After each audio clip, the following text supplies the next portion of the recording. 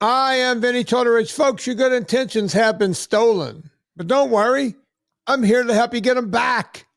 You may be soft and succulent at the beginning of this process, but hang in there. Before long, you will be lean and mean, guaranteed, just like the guy on the other mic. He comes in every Wednesday. People seem to like him until they decide to hate him. I'm talking about the wonderful Mr. Chris Shaffer. Yeah.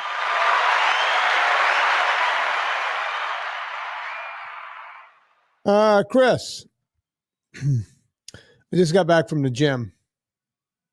Well, that's terrifying. Were you picking things up and putting things down? I was, but before I did that, I got on the stair climber. Did you take the elevator to the stair climber? That's no elevator in my gym, but if there were an elevator, I wouldn't have taken it. So here's the deal. You know, one of my New Year's resolutions over the past several years was to do at least an hour of aerobics every day, right? Not every day, but it had to come to 365 hours by the end of the year. Meaning I never do aerobics every day, but when I do it, you know, it could be 2 hours here, an hour and 45 minutes there, whatever. So it would come to, I would always end up at 420 to 445 hours or so per year. So I would well exceed my goal. And as a matter of fact, I've seen a few people on Twitter, on X or wherever, doing the same thing now, going, yeah, it's a worthy goal. And it really is, because it makes you remember to do something, right? And I tell people a simple walk for an hour can count as your aerobics. I never let that count as mine, but it could, right? This year I did not prioritize that because I wanted to prioritize putting muscle on, right? So even though I was always doing weights and everything in the prior years, along with all of my aerobics, I decided to change things around just a tad bit, where I'm now doing more, you know, I'm prioritizing strength training and letting aerobics take a back seat. Right. Okay. So what does that mean? Do I cut them out? No, I don't, because hell, I have Mount Whitney coming up, and lifting all the weights in the world ain't going to get you that 22 miles of Mount Whitney. Right. So I got to spend time. And by the way, you go up 11 miles, you're going up from 8,000 feet to 14,500 feet in an 11 mile. So it's not particularly difficult, but it's not easy. And you're at altitude. So you have to have aerobic fitness. Therefore, I've been keeping up with my aerobics, but still prioritizing the strength training. If it becomes either or, strength training is what gets done that day. Right? So I'm not doing the same number of hours that I used to do, but I'm still keeping up. Now I have 100 days until I have to climb Mount Whitney.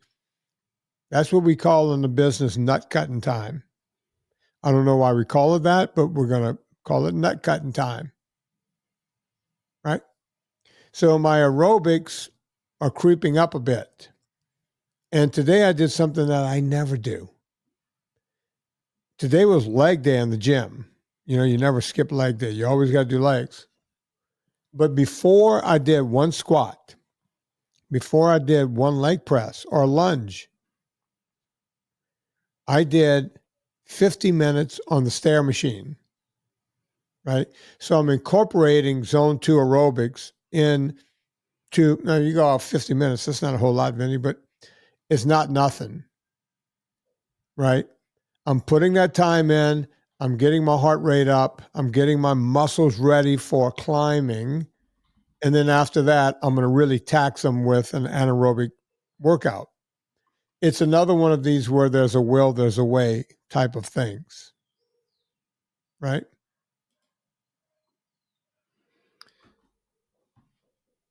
So are you just concentrating on the lower body for that? So you're doing some stair climber and then leg press or a squat or something like. I know you're not a huge fan of doing squats yourself from the conversations you and I have had, just because it's a little bit nicer on your knees to use the leg press, and you get essentially the same thing out of it. Well, But are it's, you it's looking at it? actually the lower back that I'm concerned with me. My knees are fine. Well, normally the way I used to do this kind of thing is I would do the leg work first, the weights first, and then do whatever you got left in your leg, do stair climber and all that afterwards, right? But today I Right. went for it in reverse. It was like, you know what? Let me get rid of some of the glycogen, some of the stuff you need, because I'm fat adapted anyway, right? And I can still go and do a leg workout. Now, is that something you want to do ongoing? No. But when you're trying to tax your muscles, your leg muscles in particular, this is not a bad way to go. And I remember doing a lot of this when I was training for Mont Blanc and Grand Paradiso and all those glaciers. You know, let's wear out the muscle and then wear out the muscle, right? And then immediately come home and eat some protein and rest, which I'm in the resting stage right now while I'm doing this. I have this podcast. I'm going to be sitting for the next 4 hours, right? Doing podcasts. So, yeah, it's go tax the muscles, get some good animal protein in you, and then rest. It's that simple, right? And bro science tries to make it so much more difficult than that, and it shouldn't be ever. I love me some bro science. And I guess the question would be, right, if you're not training for something in particular, would you still do something? What you're talking about, like the fancy name for what you're talking about, Vinny, is pre-exhaustion training, right? Yeah. You're exhausting the muscle before you're jumping in and doing your leg press or your deadlifts or your squat, whatever it is that you're doing next. Is that something you would still suggest for people, or are you doing that specifically because you're about to hike 3 miles in the air? Well, it's periodization, right? You know, people don't talk about periodization very much, but it's something I learned a long time ago. We took it from the Eastern Bloc countries, right? Mr. Gorbachev, tear down that wall. And then we learned all of their secrets about training. You know, we couldn't figure out why they were kicking our asses left, right, and center. And they did things where they went 100, with strength training 100%, you know, meaning to failure, and then they would have days at 85%, right? They weren't obliterating all the time. And they would do periodization, right, where they would do these exercises for a period of time and then put those aside and prioritize a different set, right? So you're always working different parts of your you know, just different, you're clicking off different boxes in your body, anaerobically, aerobically, you know, plyometrics, you know, just all of it, right? And it made for a stronger athlete. And I picked up on that way back in the early 80s when we learned all that stuff, right? And it still works today. Why would I do this when I'm not training specifically for an event? The event is I will be on a mountain on my feet for at least 14 hours, right? Moving for 14 hours with at minimal 15 pounds on my back. I don't carry more than I have to. Okay. Not the toughest feet in the world. People are going, oh, I got you, Vinny, you're a wimp. I have a buddy who did the H3 trail. He did 20 miles a day and he carried a 40-pound pack. Okay, yeah, I get it. But you train for that, right? There's I'm also a training for substantial that. difference in elevation there too, right? Like that, Right. that does make a difference. And I guess that leads me into the next question, which is, are you doing anything specifically for the elevation? Because you're theoretically at sea level where you are, and Whitney is almost 3 miles in the air. How tall is Whitney? 15.5. I'm sorry, 14.5. So like just between 2.5 and 3, right? I'm not gonna do that math Yeah, on the fly, yeah. but that's substantial, right? And for somebody like me who lives almost 2 miles in the air, adapting to that is substantially different from a cardio perspective than it is for you. So does the additional leg training that you're doing there, is that better for you Unfortunately, than the additional cardio, or and there's nothing you could do at sea level other than sleep in an altitude tent. And by the way, just sleeping in an altitude tent 8 hours a night really doesn't do a whole lot. you would have to have an altitude room. So I would have this office. I can spend $30,000 and turn this section of my office into an altitude chamber, right? And I could turn a bedroom into that, but my marriage would be over with. So that would be way more than $30,000. At one time, I used an altitude tent around a bed to see if that I could get my VO2 max up. And it really, there's not a whole lot you can do. And speaking of VO2 max, no matter what type of aerobic conditioning you're in, meaning with your zone 2, getting your VO2 max up and everything else, none of it, and I do mean none of it, prepares you for altitude. The only thing that gets you ready for altitude is altitude. And it doesn't matter. You could be the strongest marathon runner in the world. Does not get you ready for altitude. As a matter of fact, some of those people don't fare well at altitude at all. That's why when we go do stuff like this, I go up a week early.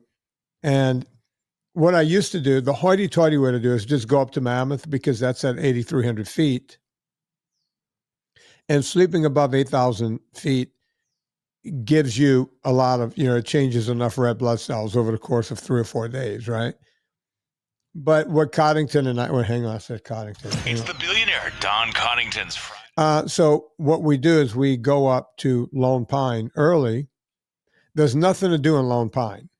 There's literally nothing to do. It's an outpost in the middle of a desert, right? It's in the Eastern Sierras. So every morning we wake up. As a matter of fact, we've spent time sleeping at the portal, which is 8,200 feet. Just bring a tent, go to the portal. But we'll just, when we sleep in town, wake up in the morning, eat breakfast at the Alabama Hills Cafe, and then go up to at least 8,000 feet and then mill around to 12,000 feet, just hike up and down everything, spend time. When we get to 12,000 feet, be sunny out there, just lay on a rock for an hour or so, just hang out, look around, look at the lakes, look at the beauty, all that kind of stuff. And then come back down to 8,000 feet, maybe eat a hamburger. There's a store up there. You can get a hamburger, something like that. And just stay there as long as we can, right? That's the only way you can acclimate, is to be acclimated. Does that make sense? It does.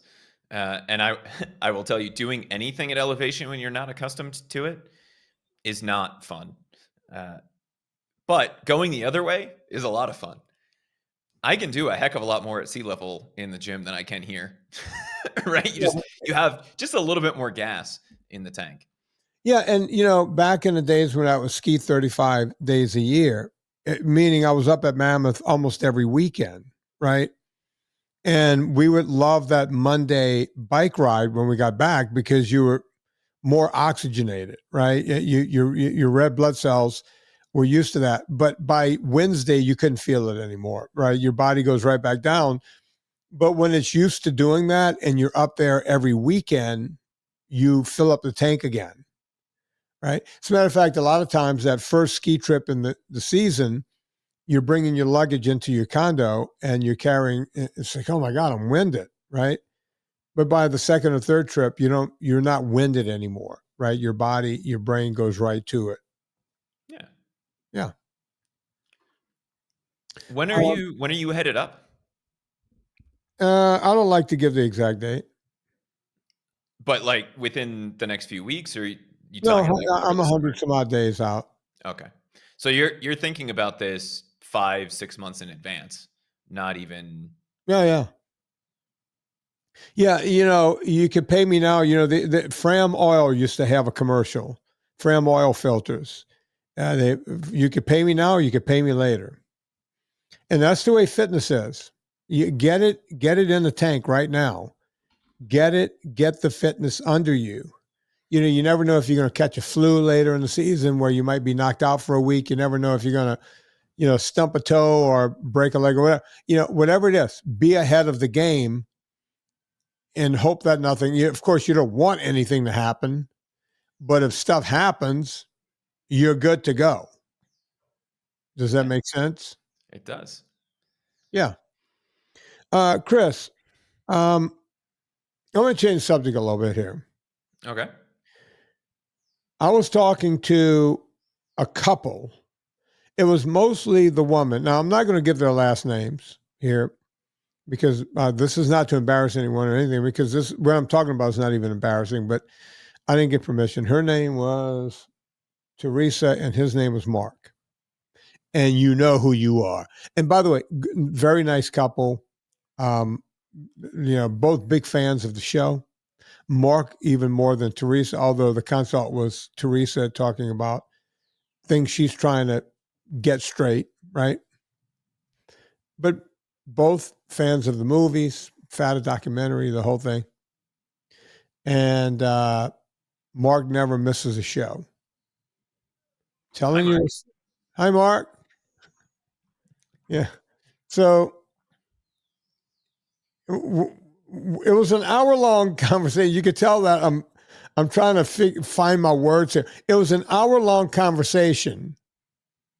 And at some point, about 45 minutes in, Teresa says, how do you feel about vitamins? Are you a fan? Are you for them? Are you against them? Because she was asking me stuff compared to my doctor says, what do you say? Right? Type of thing. And I was like, you're kidding, right? She goes, no, what do you, are you a guy that likes vitamins? Or I said, well, full disclosure, I own a vitamin company, but I'm thinking in the back of my head, you guys are big fans. How do you not know that I'm the owner of PureVitaminClub.com? Now, this is not an indictment on Mark or Teresa, right? It just makes me realize that we never really mentioned the vitamins in the show. And we used to early on when I first started the companies. I'd do verbal ads all the time.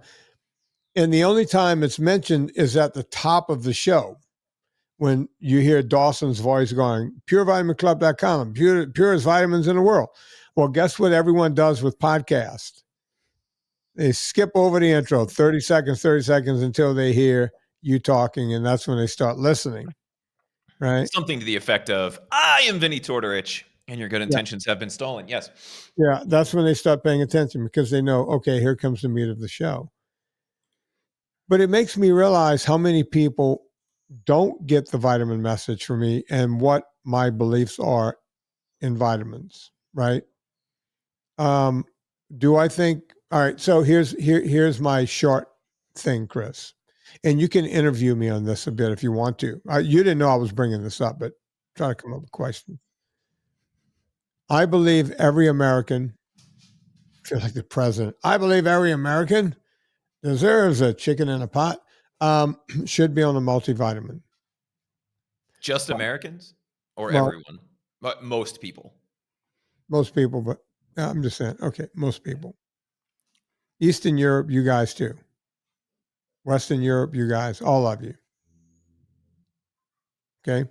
The 15 people listening to us in Australia, this also applies to you. Yes. And the 2 in Tasmania and the 1 in New Zealand. Just that random poor dude in Antarctica that has nothing else to listen to except for us at this point. Yeah. Actually, there's a guy that was in Antarctica that listened to the podcast. I still talk to the guy. Yeah, he's a good guy. You know what he needs more than a multicap? He needs some vitamin D. That's what he needs. Well, I guess depending on the time of the year, but he sent me pictures from the South Pole with our products propped up at the South Pole. Yeah. I'm not making that up. Just throwing ultra salt to penguins. Yeah, pretty much. So, yeah, they were like, yeah, we don't, you got vitamins? I'm like, yeah, everybody should be on vitamins. And here's why. Because naysayers would go, oh, it just makes expensive pee. That's what doctors love to say. You're just making expensive pee. No, you don't. Your body uses a lot of those vitamins because we have so many stressors in our life now. And our diets just aren't optimal no matter what. No matter how hard you try, it's almost impossible to get an optimal diet. We learned that we have stressors. I just had Dr. Anthony J on the show this past Friday, and you can go hear it. you know, things like, plastics in everything. We have nanoparticles of plastic in our body, just all of the stuff we breathe, just everything around us, right? And not to mention that we do monocrops, right? So a place where you get a lot of good vitamins are in vegetables and fruit and all that. But when you monocrop everything, it loses its zeal, right? So you lose a lot of the vitamins. So that's why I'm a big believer in a multivitamin. And then you'll go, well, why doesn't Pure Vitamin Club have every single kind of supplement you see? Well, we're going to make other supplements, but I started with the things that people need the most, right? That's why we did magnesium as the second product. And you will go, okay, then what's different between your magnesium and anyone else's? Well, broad spectrum, right? We have a broad spectrum magnesium, and it's got 4 different types of magnesium in there. So it absorbs better. We have the good stuff in there. It's not just citrate or carbonate. We have those too, but we have gluconate. What's the fourth one, Chris? Taurate. I got one right Tortorich? here. Yeah, taurate. Yeah. So we have the top 4, and it becomes a better product. You don't end up getting the shits from it and everything else. Hate to be cruel. Specifically with the magnesium, and this is a question we get all the time. I've gotten maybe 4 emails about this in the last 2 weeks. Mm-hmm. They said, why is it this ratio, or why do you have a blend instead of just this kind of, my doctor told me, and this is one of my favorite ones. My doctor told me this kind of magnesium is the best. I see that it's part of your blend, but why isn't it just that? And the answer is because we don't want you to run to the bathroom. We want to give you all of the benefits with none of the downsides. And giving you too much of one form of magnesium means you get some of the benefits and all of the downsides, or it isn't absorbed the same way, right? So the reason that the magnesium is a blend is specifically for that. You get as many of the benefits out of magnesium as possible with as few of the downsides as possible. The biggest downside with magnesium is you end up running to the bathroom, right? Yeah. Yeah. Look, I take mine off label. I take 4 every night and 3 every morning. That's way off label. So that's 7 a day, right? You can't overload on magnesium. And remember when we were having the shortage, when we were having a problem with the magnesium, people didn't care that we were out of multi. They didn't care that we were out of B12 or D or anything else. All they cared about was that magnesium, right? Because they feel the difference. They get a better night's sleep with it. It keeps you regular. It does everything. It's an all-in-one pill. And that was the one thing where people were like, I don't care. Look, you can run out of everything. Get me some of that magnesium. And it's like, well, at first there was supply chain issues, and then there was managerial issues and postal. We had every issue you can possibly have. But now we fixed all of that. Same with B12.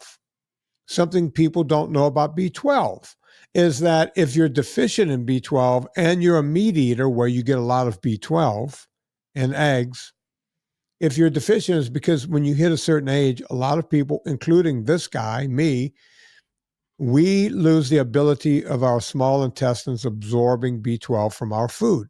I don't know why that happens. It happened to me. With all the red meat and everything I eat, all the eggs I eat, you would think that I would have enough B12 for me and 5 other people. Turns out I was always low. And then I figured out there's only 2 ways that you can raise it. Either you could take this very oily, viscousy shot every day that hurts because it's a big needle to get this viscousy vitamin B12 in you, or you could take it through a membrane, meaning your nose or between your cheek and gums, right? Like you would put Skol in your mouth or put it under your tongue. And then your body absorbs it just fine like that. And then when I looked around, it's like, wait, everyone else hooks their cyanocobalamin to a piece of sugar. So they're giving you cyanide and sugar with your B12. I think that's the important thing, and that's the reason I started laughing with B12, right? The most common form that you will find is the form that you just mentioned, right? Cyanocobalamin. And not being a chemistry major, that may not sound like a bad thing until you realize that the cyano portion of that is cyanide. Right. Now, the peanut gallery will say, well, that, the FDA says that that's perfectly fine for you. And almost every B12 that I see has that in there. What is the reason that that is not the case? Right. So we specifically use methylcobalamin Right. in a sublingual tablet. Why, other than the fact that it's cyanide, do we do that?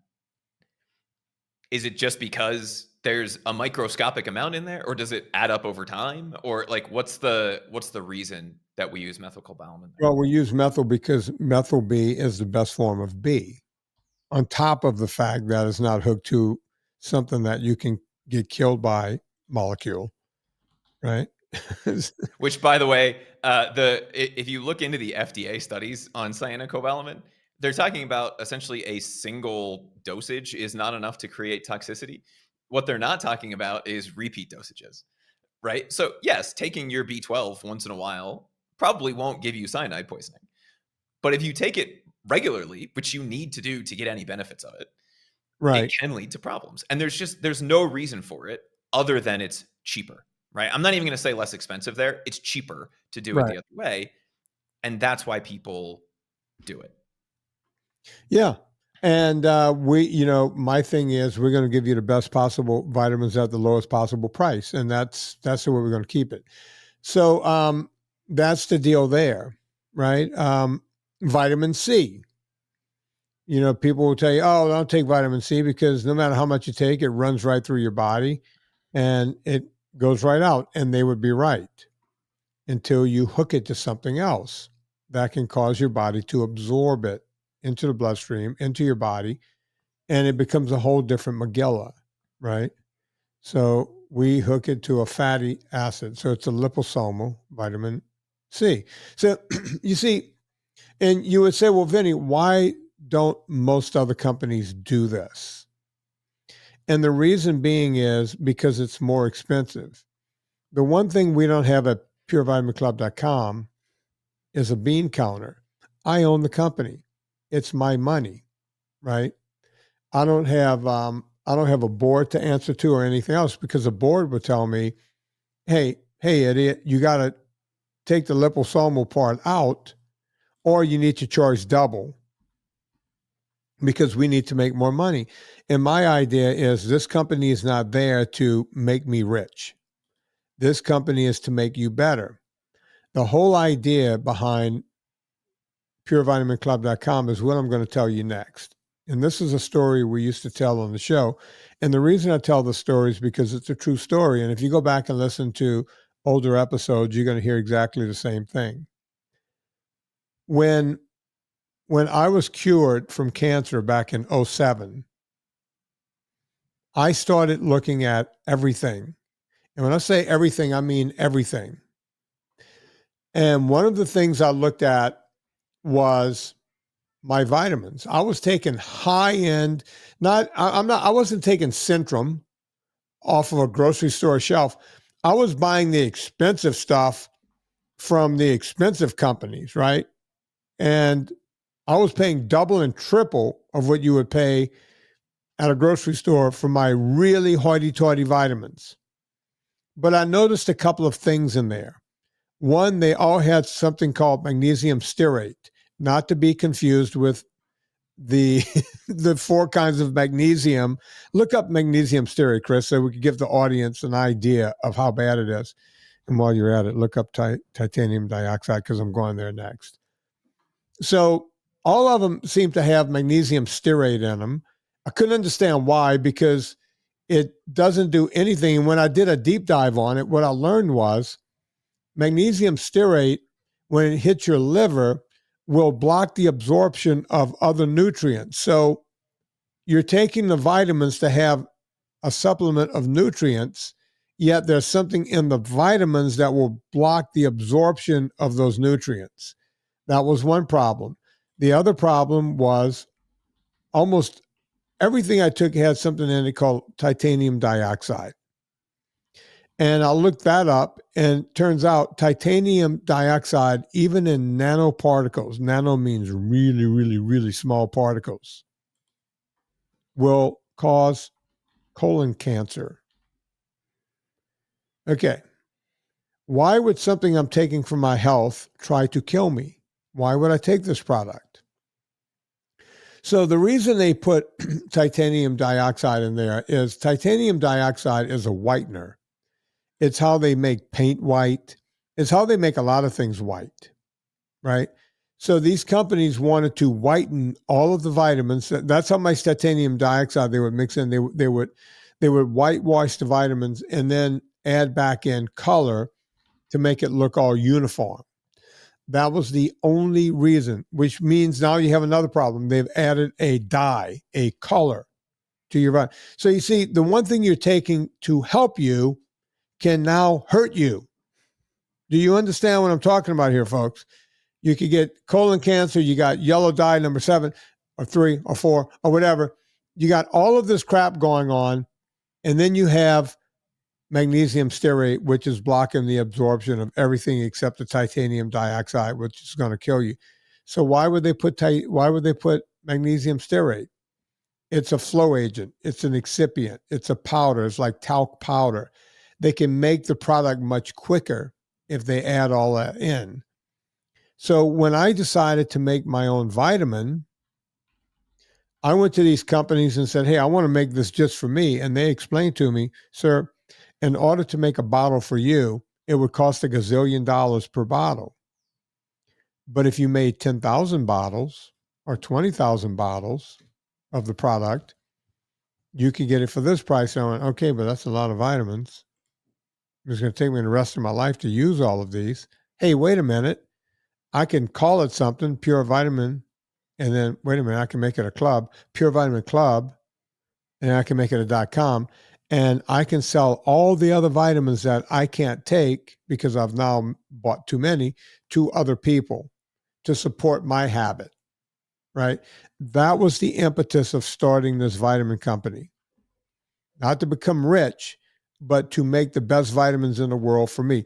That's why I did it. That was my selfishness, to give you guys the best vitamins at the best price, because I wanted you guys to buy all of them, so I made the price good.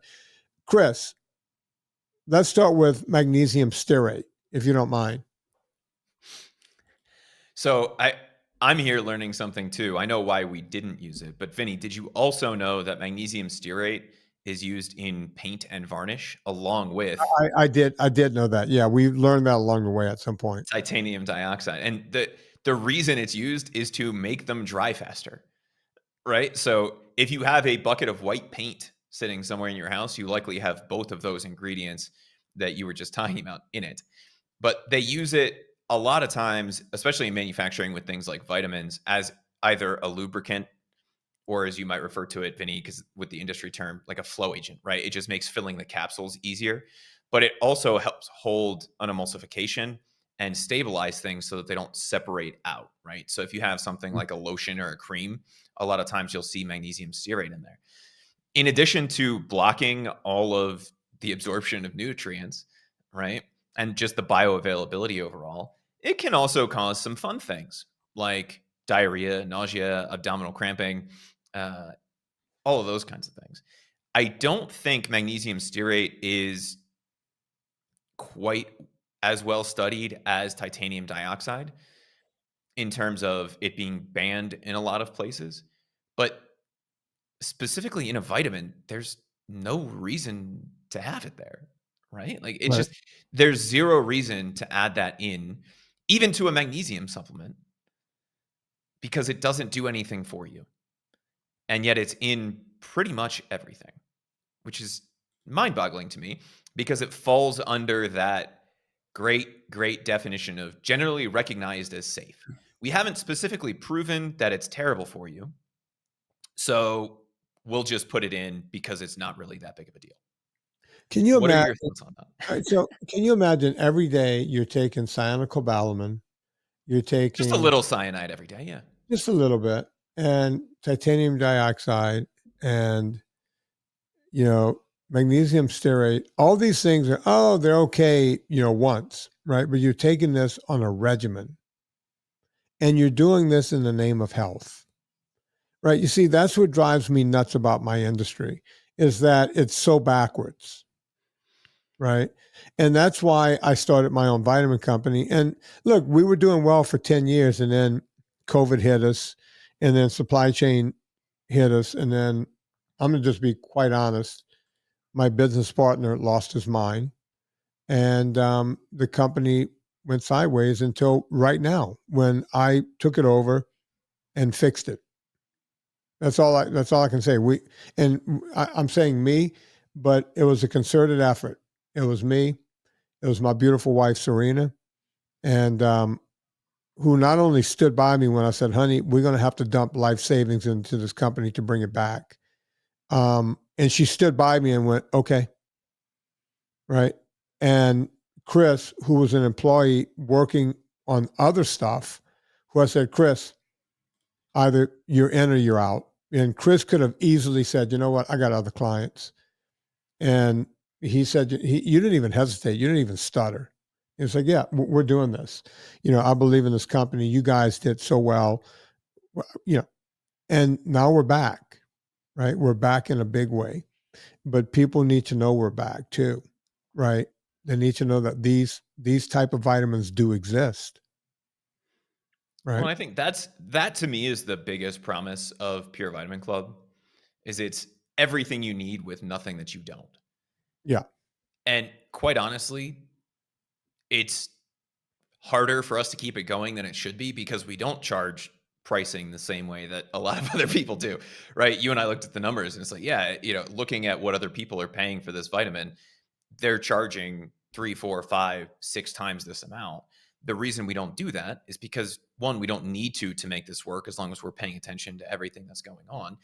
And two, the real mission behind this is to help people get what they need, right? And you were talking about a multi-cap, and the reason you think everybody should take a multi-cap is with something like a multivitamin, does it really just come down to covering your bases?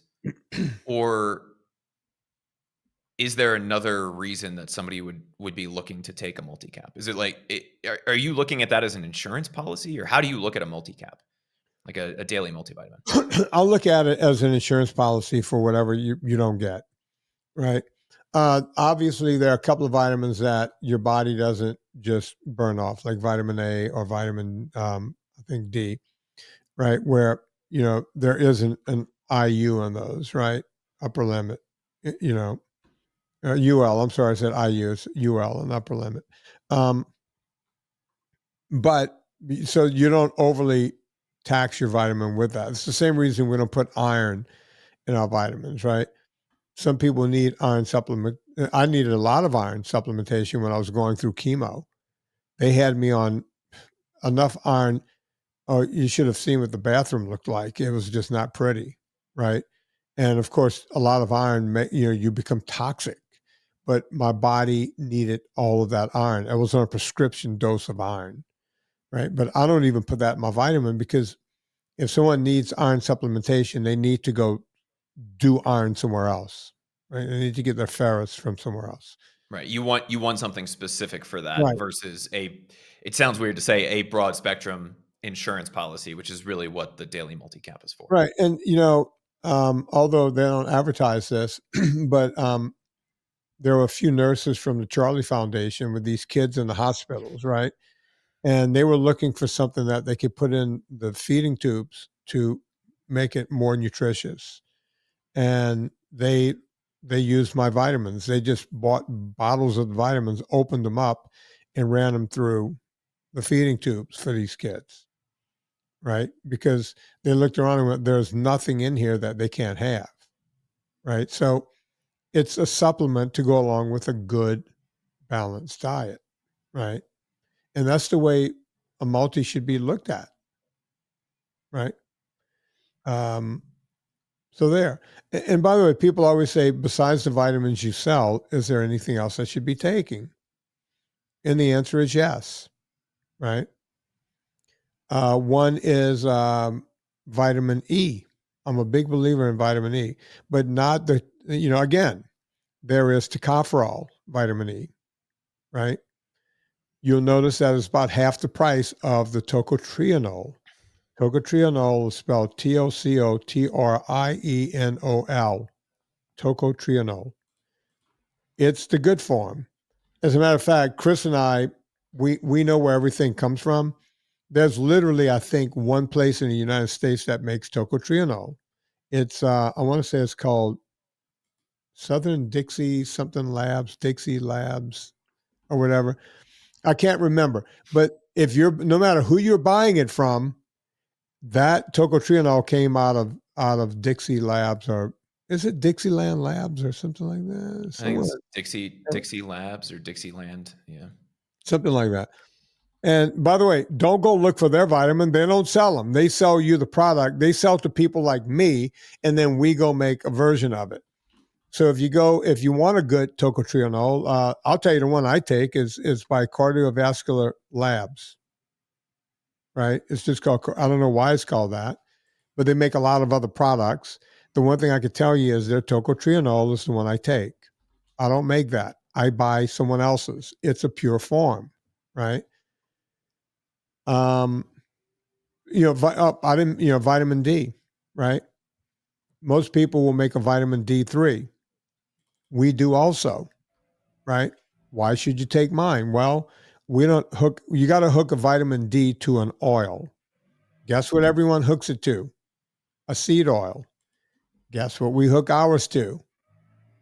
Villicapelli olive oil, the biggest sponsor of this show. I contract with, Stephen Crutchfield, not Paul Capelli anymore. He passed away. But Stephen Crutchfield sends us barrels of the stuff, and then we have to get it to our suppliers. And that's how they make our vitamin D3. But wait, there's more. Sounds like an ad, doesn't it? We also add 2 different types of vitamin K, MK4 and MK7. Why? Because it helps vitamin D absorb in your body, in your bloodstream, into your bones. You need the vitamin K to go with it. If you don't have that, a lot of it gets washed out. So you see, when you do vitamins, you got to do vitamins right, or you don't do them at all. Right. And I don't know how I got on this. I didn't mean to turn this into a big old infomercial for vitamins, but I think people need to understand and know why we do what we do. Chris, I've been thinking the whole time, do we still have those videos of me eating paint and eating Yeah. Some of the best ad copy we've ever had. We may have to go update those. can we put them on? By the way, folks, I've been very active on X. I've been putting videos up on X every day now, and my X is growing because I went, you know what? Instagram won't show my stuff outside of the people who follow me. Let me go where someone, I want to go where people are going to show me some love. And I know a lot of people don't like X because Elon Musk on X. Okay, great. Don't go to X. But if you have an X account and you want good information every day, I've been putting 2 videos. Is it 2 a day, Chris? 2 videos a day I've been putting Between up? 1 and 2, yeah. Yeah. So can we put the paint one and the me eating sand? Yeah. But don't do them on the same day. Do them on subsequent days. And We'll just spread them out and see what happens. Yeah, just throw them in there and let's see if anyone pays attention. I don't even know if they're shot in the right format or whatever. But yeah, if you don't like X, I get it. People don't like Elon, and it's a place where I can find audience. Sorry, it just is what it is. You Go brought on. up vitamins. I had a few things here that I wanted to run by you. Sure. 2 studies that came out. One, vitamin D could be an effective way to slow progress of multiple sclerosis. Now, we've seen some other things that come out and talk about other mental diseases. Just gut feeling, Vinnie. I know, this is taking off the scientist hat here for a second. Do you think it's the vitamin D itself, or do you think there's another effect that's going on there, right? Like, one of the things you and I have talked about in the past is people are so scared of cholesterol that they forget that it's kind of important for creating things in your body like vitamin D. And Right. so is it the lack of vitamin D, Or is it the lack of the precursors to those things, or a little bit of both, that you think are causing some of these diseases that they're now seeing can have massive impacts? Now, again, 300 persons, 303, right? But they saw a huge difference. I think it was 60% difference between the people who were taking vitamin D with MS and the placebo group. 103. I mean, 60% is impressive, but I think it needs more study. You know, So it would have been about 150 people per group, right? Because it was 303. Yeah. You know, so that's tough. That's you know, and you know, the old Yogi Berra, you know, if you really want me to tell you the truth, I'm going to have to lie.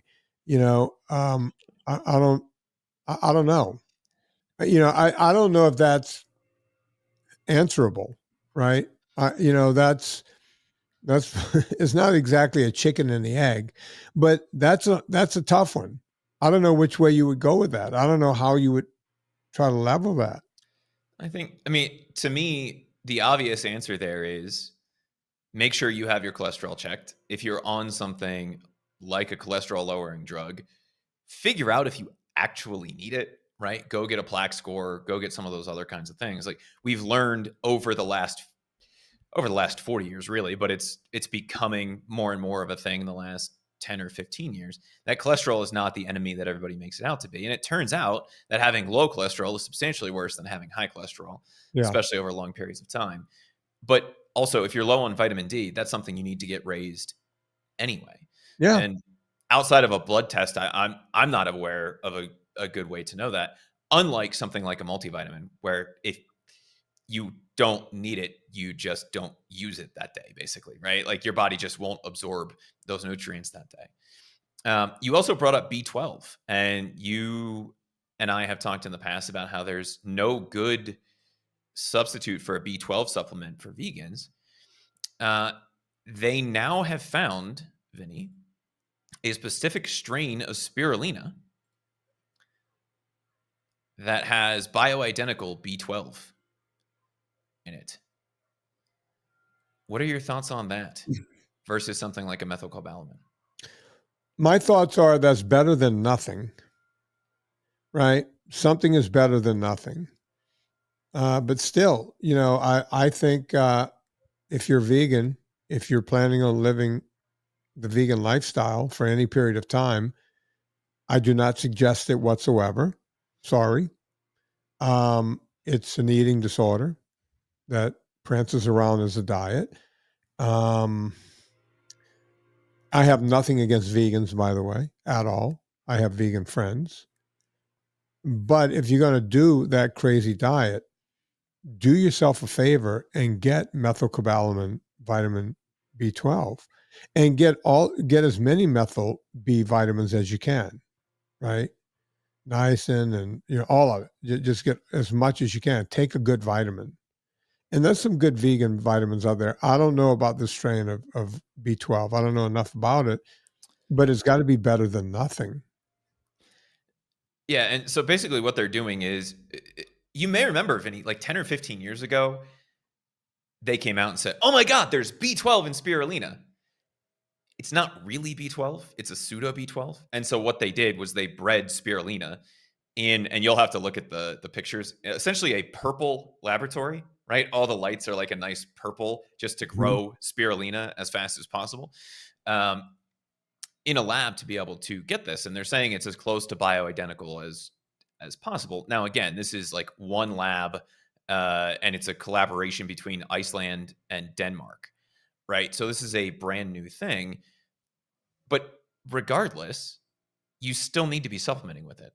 Right. And so like it doesn't defeat the purpose. If you want to get it specifically from, a plant-based source and you're positive that it's bioidentical, then that's a possibility. But the real answer here is if you are on a mostly plant-based diet or you have a B12 problem, you need to be supplementing it because there's not another way to get this. And you need to supplement it with real B12, right? Some sort of methylated B12 really is the only way to do it. And I think that's the other thing that you touched on that you didn't really dive into is you said, oh, it gets absorbed through a membrane, right? You can get a B12 shot or it gets absorbed through a membrane. Most B12 supplements are tablets or capsules that you eat. Right. Why do we have a sublingual tablet versus a capsule, which is pretty much everything else that we do? It's either a capsule or a gel cap. Well, because it absorbs right away into the bloodstream, right? It's quite simple. No other reason.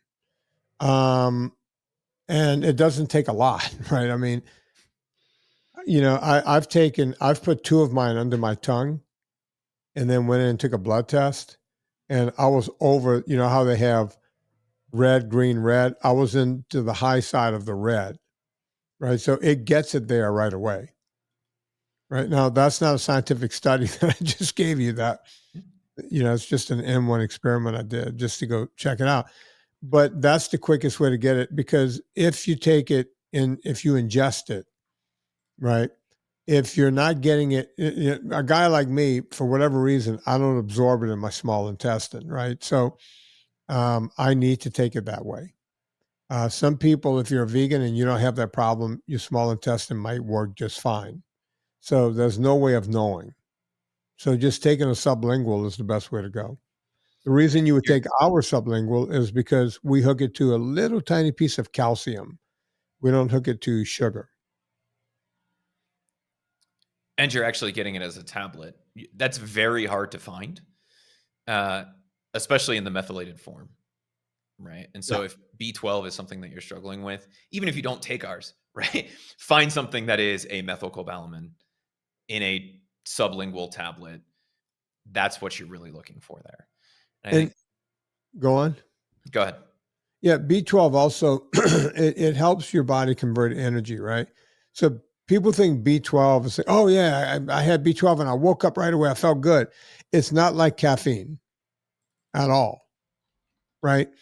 The reason you might feel better is it could be just because you think you feel better, right? Or it could be whenever you're low on B12 and you get enough B12, you do feel better, right? So that's how you know if you're low on B12. If you take it and then 30 minutes later, you feel alert, you feel awake. It's like, oh, I was low on B12. It really works that fast. It's mind-boggling that we're not taught any of this stuff. I know you and I have talked about like the food conspiracy and whatever, and it's amusing to me that the same thing, and I don't know if it's an affect of capitalism or if it's just laziness, whatever it is, right? That the same thing translates into the vitamin or supplement world, where it's like, all right, you need to take a pre-workout. Why? Because it's going to make you bigger, stronger, faster in the gym. What's in a pre-workout? A whole bunch of shit and a shitload of caffeine, right? Yeah. You know what else has some caffeine in it and also some positive benefits? Coffee. You know where you can get some good coffee, Vinny? Yeah, purecoffeeclub.com. Oh, wow. Shameless plug. Look at that. Yeah, We just worked 2 into 1 episode. Boom. But that same thing applies across supplements. So if you're looking for something, again, even if you don't take our stuff, just check that it doesn't have crap in it. And it's disappointing that we have to run that check on literally everything that we do, right? It's like, I can't just go buy a vitamin. I have to actually read the back of it to see if it has paint whitener or paint dryer in it. Yeah. Mind-boggling to me. If you want to skip that, you can just go to purevitaminclub.com and get it right there, and it's not a problem. And Chris, I'm going to start doing more ads on my shows. All 3 shows, I'm going to do an ad within every show, because if people like Teresa and Mark, who are listeners, don't know, it makes me wonder how many other people don't know that they can get these superior products. And by the way, folks, these are the best vitamins on the planet, because we seek out the best ingredients to put in these vitamins, right? There is a difference. There's a big difference. And we could literally charge 3 or 4 times the amount of money to put these products in. But we keep it, like I've always explained, I'm building Toyotas and Hondas, right? They're superior. They don't break, right? They're superior to Mercedes and everything else that you pay a lot more for. You pay a lot less and you get more. And that's what we're trying to do here. So there you have it, Chris. Folks, go check out. Oh, go to X. I'm on X all the time. I always was. Now I'm putting a lot more content out on X. So go follow me there. And if you want a lot of free content thrown your way, you can ask me questions or do whatever. I answer twice a day to the questions, usually early in the morning, East Coast time, and late at night, East Coast time. So if you don't see your question answered right away, it's because I'm not there all day. But I go twice a day and answer every pertinent question. If you ask me something stupid like, what's it like sleeping with a Bond girl? I might answer that, but probably won't. Just start posting Bond gifs in response. Like, I don't know, ask Sean Connery. Yeah. That's probably not good. I forgot he got in trouble. If you have any problems, yes, he did. Well, Barbara. Do you know that interview? Is that the one where they're talking about the abuse allegations? Yeah. Barbara Walters asks him if it's okay to hit a woman. And he says, yeah. It's like, oh, geez. And then she tried to help him get out of it. And so he doubled down. Yeah. I think we can both agree that it's not usually good to hit a woman, but there is also at some point a point, right? Like, it's weird to say there's never a reason to hit a lady, right? If she's coming at you with a knife, maybe it's okay. But also, that's what we're talking about. No, you're not trying to hit her. You're trying to run or get out of the way of the knife. That's not the time to start a fight, Sean. But yeah, he was like, oh, like when you've asked him twice, it was like he just kind of doubled down. If we had more time, I'd go find that interview. It's so sad. It's worth watching just from really? That's okay. It was the weirdest thing ever. And to hear Barbara Walters try to get him out of it, and then he doubles down on it, is crazy. So, folks, you could probably find that online. In the meantime, I'm on X. Go check it out. Chris is on X. If you got any questions about your vitamins, your coffee, or your NSNG food products, Chris can help you. But you can also write to us at those companies or call us. We have a phone number. Rate and review this podcast. It means a lot if you do that. Before you go shopping on Amazon, go to VinnieTortorich.com. Click through the banner. It puts coal on the fire, and it gets my train down the track. We're able to keep the show free for a lot of years in a row. So on behalf of Chris Shaffer, my name is Vinnie Tortorich. Put life into living and do it with enthusiasm.